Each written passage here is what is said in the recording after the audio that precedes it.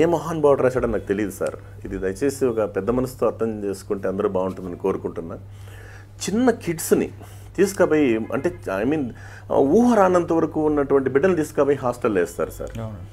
3.5 year బిడ్డను, అంటే చిన్న చిన్న పిల్లల్ని. ఇది నాకు ఇది ఏ మహానుభావుడు రాశాడో నాకు తెలియదు. మా గురు నరసింహారెడ్డి గారి నుంచి నేను ఈ కవిత తీసుకున్నాను.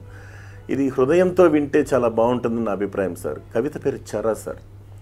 ఆ బిడ్డ పడే ఆవేదన, అమ్మ ఈ బాల్యం ఒక పూల హారంలా నీ కంఠానికి హత్తుకొని ఉండాలనుకున్న నన్ను గోవు నుంచి దూడను విడదీసినట్లు ఎందుకమ్మా ఈ హాస్టల్కు పంపించావు?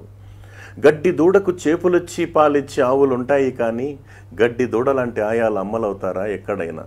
3.5 ఏళ్లకే నేనంటే మొహం మత్తిందా అమ్మ? నాకీ మెట్ల మంచాల ఒంటరితనం వద్దు, నీ సందిట చేరి నిండారయ్యే నిద్రమత్తు కావాలి. వచ్చి నాన్ని మెలకువతో వదనంలా కమ్మేసే నేల కొంగు చీర ఛాయ కావాలి.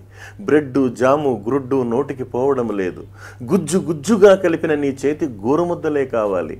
బార్లుగా బాత్రూముల వైపు నడిచి వెళ్లే మా నగ్నత్వానికి కళ్ళు నీటి కుండీలవుతున్నాయి. మురికి కంపు కొట్టే మా బోట్ల ర్యాక్ వైపు నువ్వెప్పుడూ రావు. ఆఫీసు రూమ్ కారిడార్లు అందమైన పూల కుండీల మధ్య పువ్వులా కనిపిస్తాను కాబోలు. దూరం నుంచి చేయూపి దూదెపింజలాంటి కారెక్కి మాయమవుతావు. నాన్న సరే రాతి గుండెగల మగాడు, అమృతత్వానికి మారుపేరైన అమ్మవే. డబ్బు హోదాకు చిహ్నంగా కుక్క పిల్లతో సహా మీతో ఉంచుకొని రక్తం పంచుకు పుట్టిన నన్ను ఈ రెసిడెన్షియల్ జైలు కటకటాల్లో జీవరహితంగా బ్రతకమని నిర్దేశించారు. ఇది ఆలోచించాల్సిన విషయం సార్. నేనేం